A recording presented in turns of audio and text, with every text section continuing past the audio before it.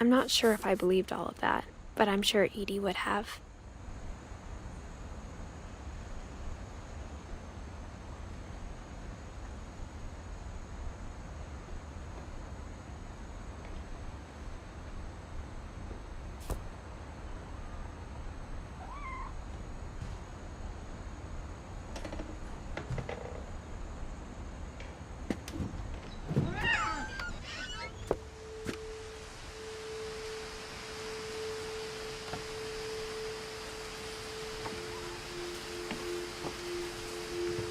This will be obvious later, but my mom never told me any of these stories. Edie would have, but Mom didn't like bringing up the past. Though, when we adopted a stray kitten, she was the one who named it Molly.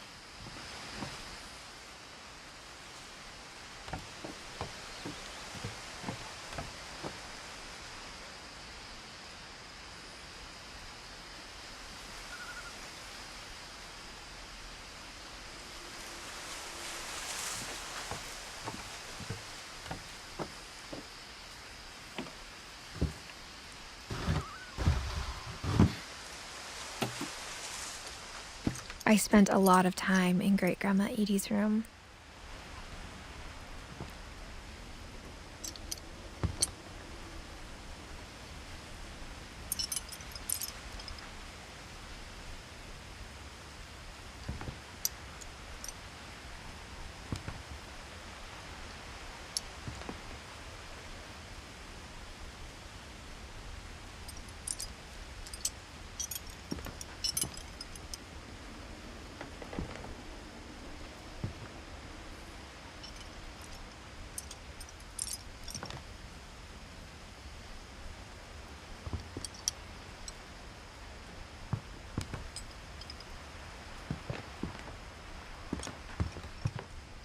We got along, and it was a good place to hide from my mom. When Edie told people Sven was killed by a dragon, she could also have said he was building a dragon-shaped slide that collapsed. She could have, but she didn't.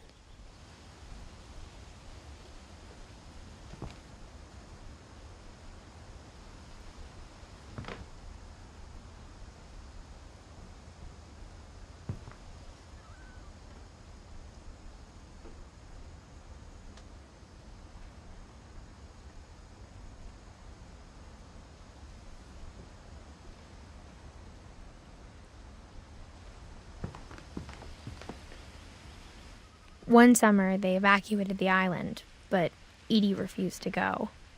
For a few weeks, she was a celebrity.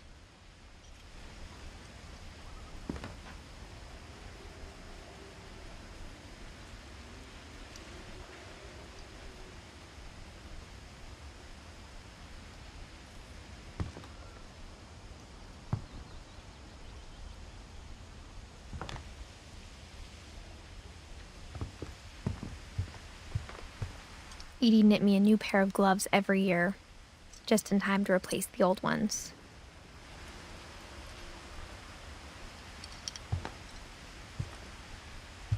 Louis died a week before we left, but Edie had already started to memorialize him.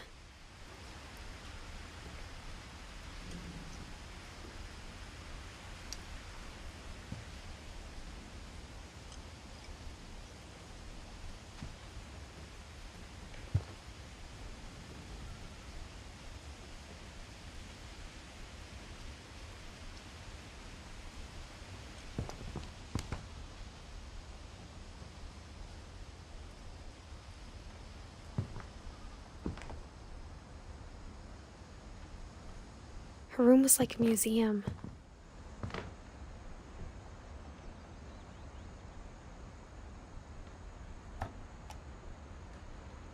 For 500 years, the Finches have been famous throughout Norway for their fortune and misfortune.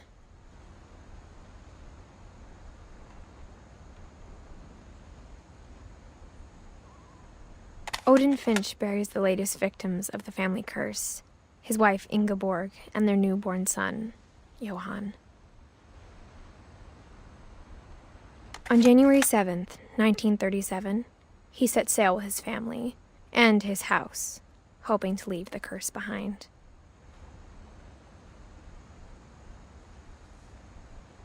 But 40-foot waves off the coast of Washington send the house and Odin to the bottom of the sea. Odin's daughter Edie, with husband Sven and baby Molly, step ashore on their new home, Orcas Island. Edith Finch is the first to be buried in the new family cemetery.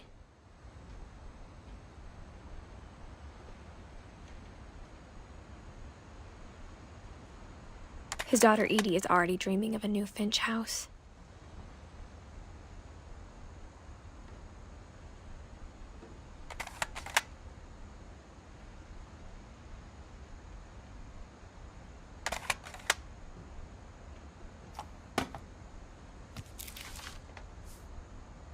Whatever's wrong with this family, it goes back a long ways.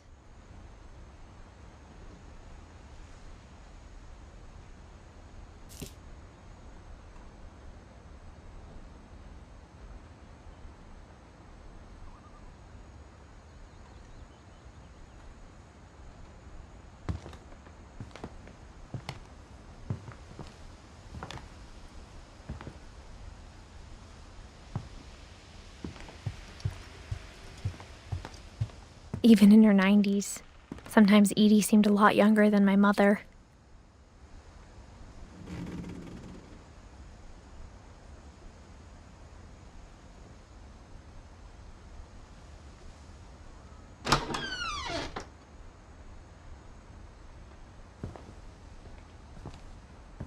The only trace Grandpa Sam's first wife Kay left on the house was the pink bathroom.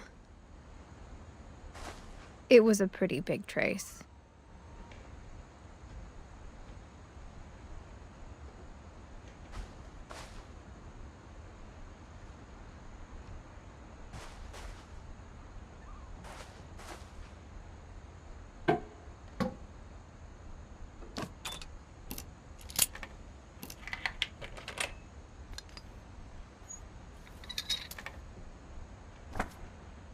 There's a secret in this bathroom.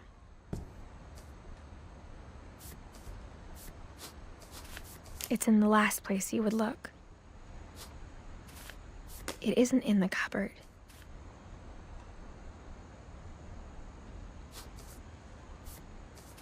It's hidden in this book.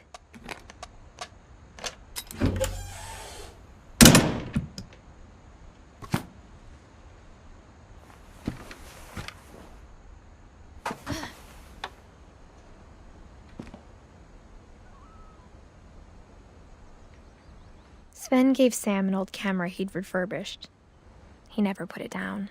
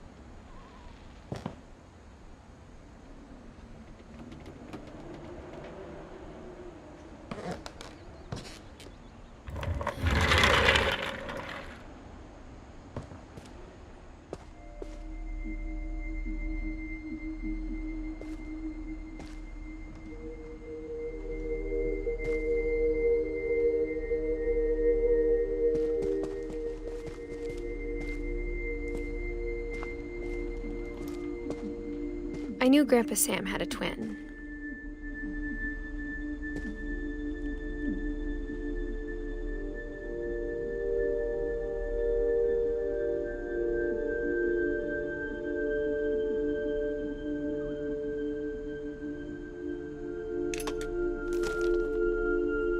and that he never talked about him.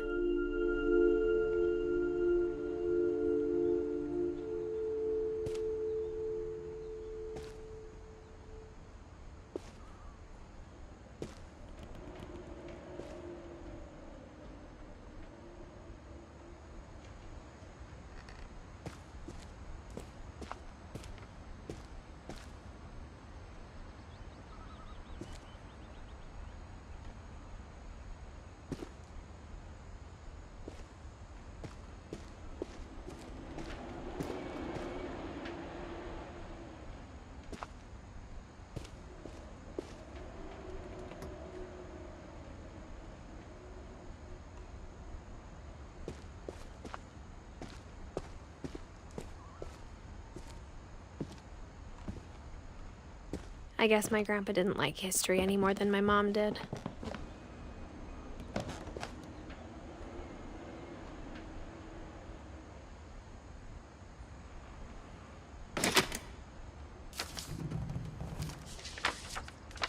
How I Want to Remember My Brother by Sam Finch.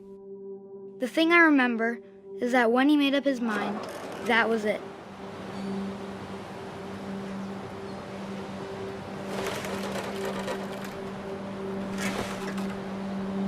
My brother said he'd die before he ate another mushroom, and he did.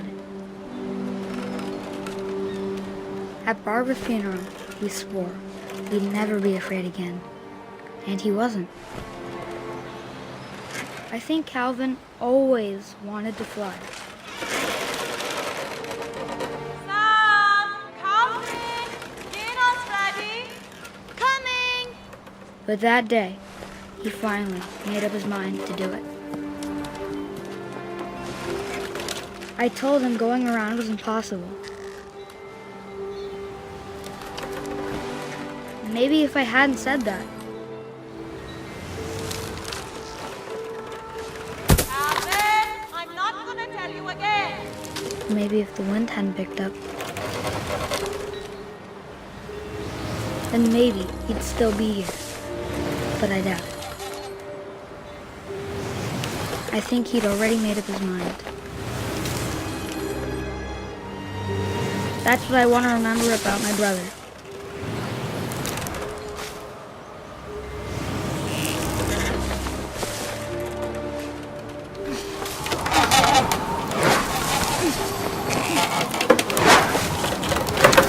The day he made up his mind to fly. And he did.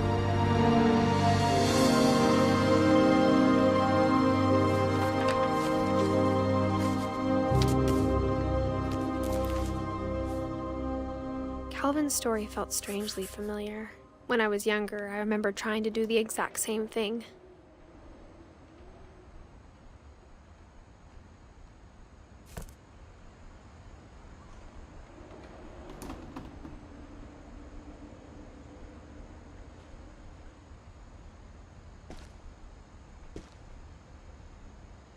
After the funeral, Edie roped off Kelvin's half of the room.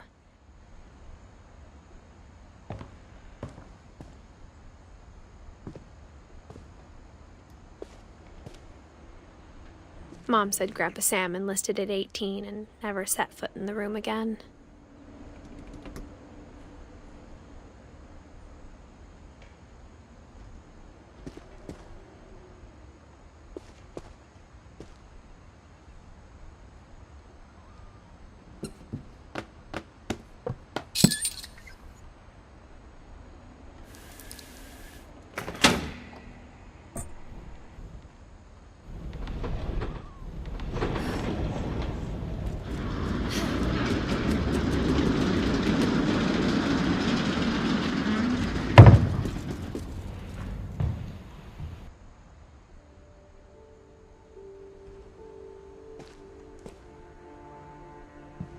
The passages were a pretty tight fit.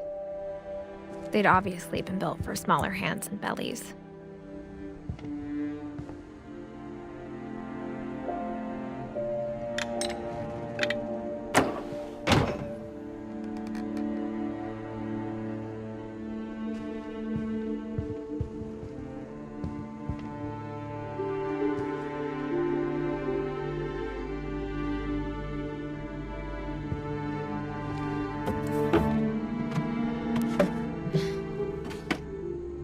Growing up, I always thought of Barbara as a child star.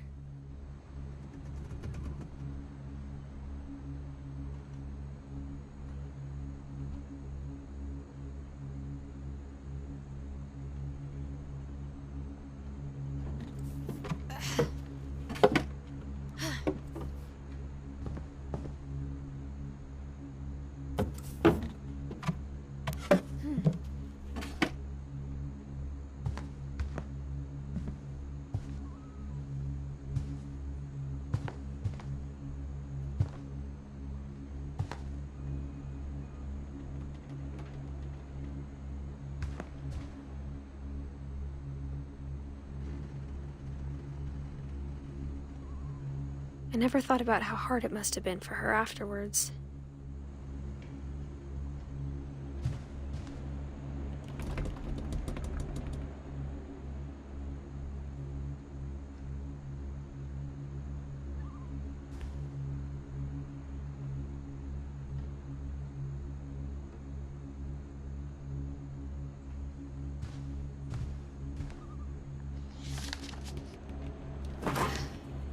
Of all the stories people wrote about Barbara's death, I'm surprised Edie saved this one.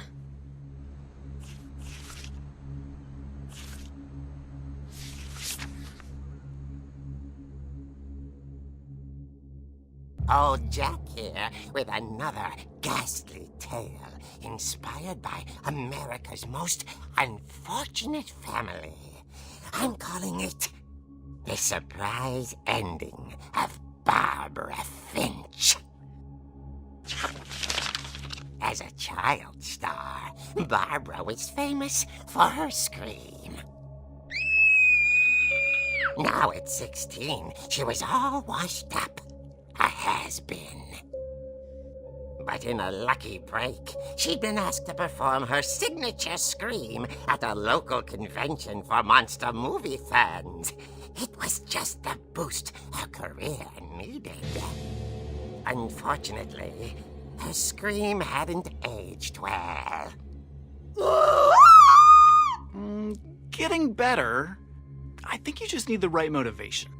Her biggest fan and current boyfriend, Rick, was about to demonstrate when... Now that was a great scream. It was Barbara's father, Sven. He'd slipped into a table saw and had to be rushed to the emergency room. So Barbara got stuck babysitting her youngest brother, Walter. Her convention comeback was canceled. Okay, I'm hearing frustration, but I'm not hearing terror. What if I tried... A gang of hoodlums in Halloween masks have been terrorizing Orcas Island tonight. Police are urging residents to... That came from the basement. You're right! Also, I loved your delivery on that. Why is your basement door locked? Because my dad likes making puzzles and secret passages. There's a key hidden in the music box. The secret is to keep winding and winding until finally the key pops out. Thanks, babe. I'll be back in a sec. 20 minutes later, Rick hadn't returned. So Barbara went to look for him, right on cue. She reached for the music box. And as she wound the key, she listened for Rick, but the house was silent.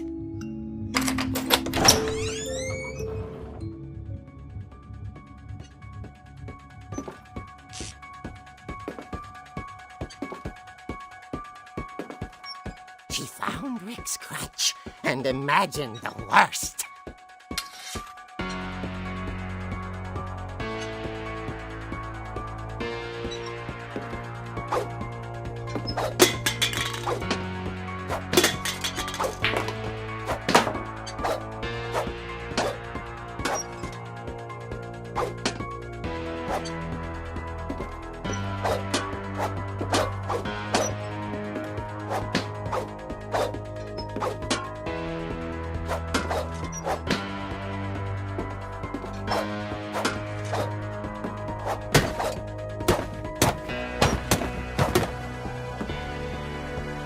gang's leader is the infamous Hookman killer, Dr. Carl Hamill, who impaled and then ate his family 10 years ago tonight.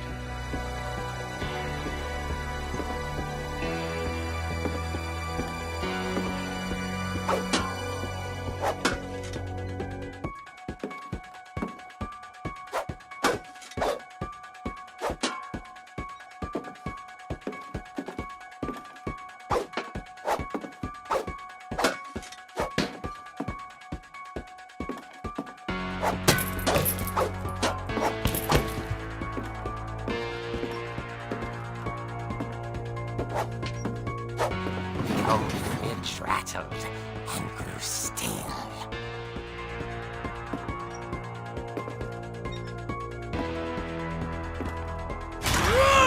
Oh dear!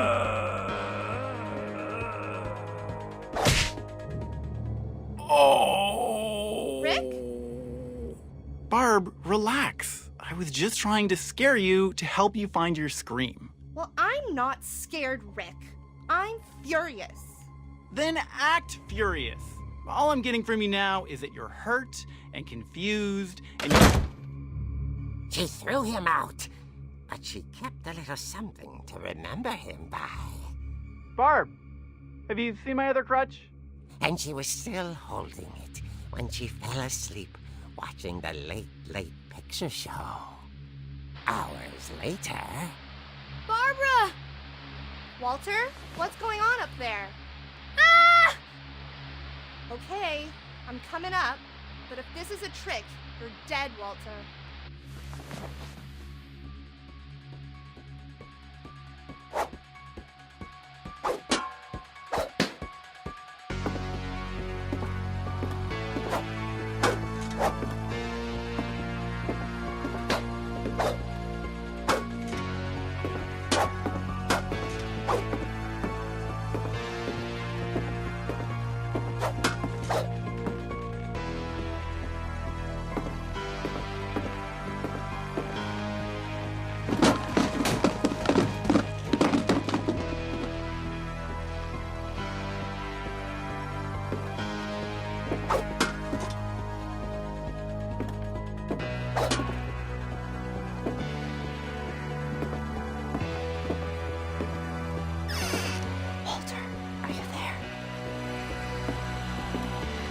Walter vanished, but his bedside radio was still on.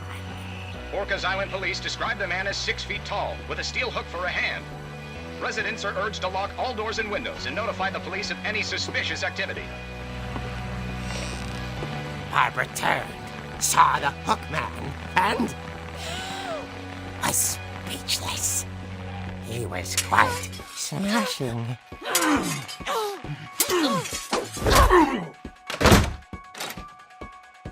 And where he was, he couldn't get enough of Barbara.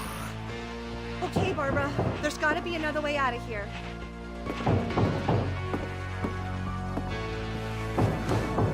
That night, she played her part beautifully.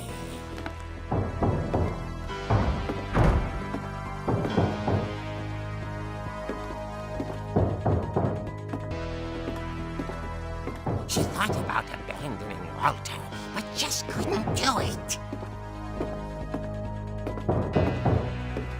Molly's door hadn't been opened in years.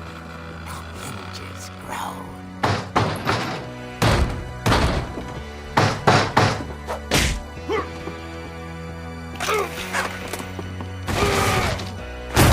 He wasn't moving, but she sensed the story might not be over yet.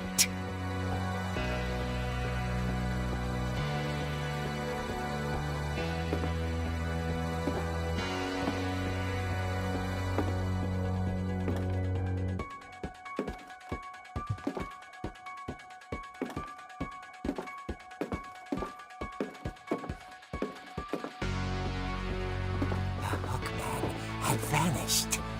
She listened for his breathing, but all she heard was...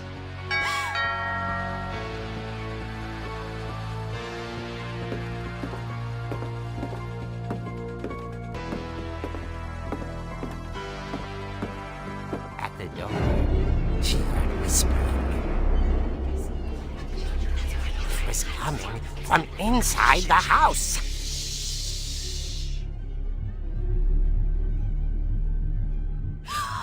Oh dear. The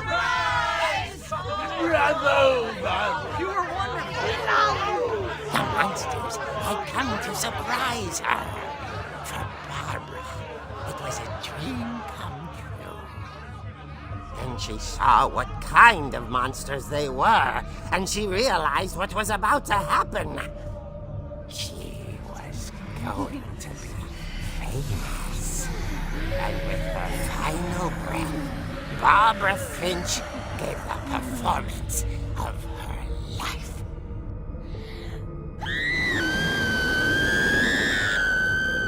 I wasn't there myself, but I hear Barbara was magnificent.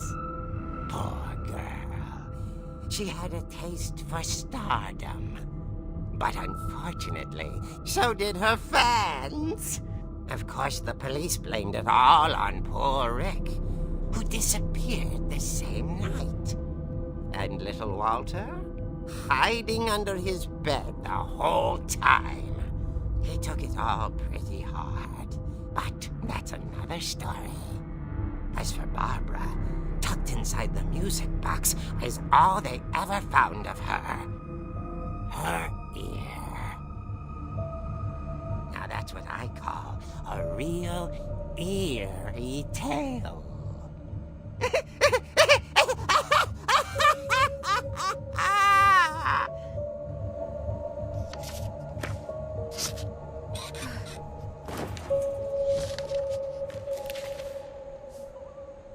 Edie told me all Barbara wanted was to be remembered, as absurd as that comic was.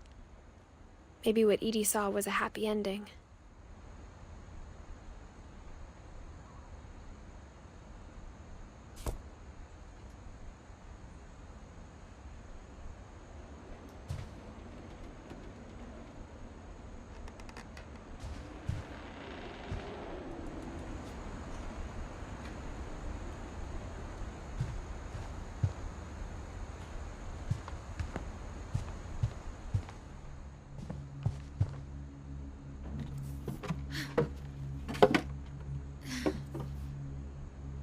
I guess now I know why Mom didn't like me playing with the music box.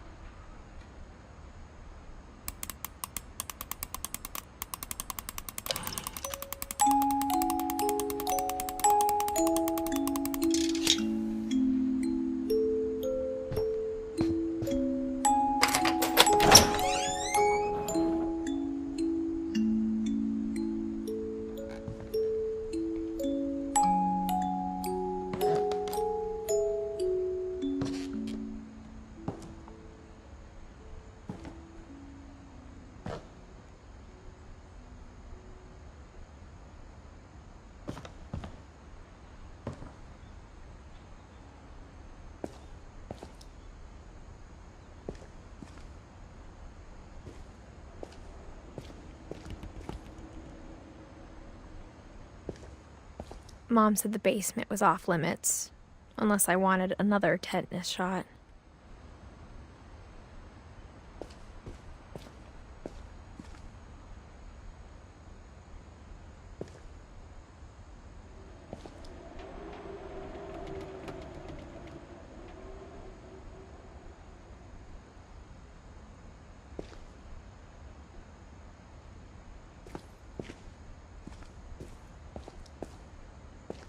I saw Edie sneak down to the basement once, carrying packages.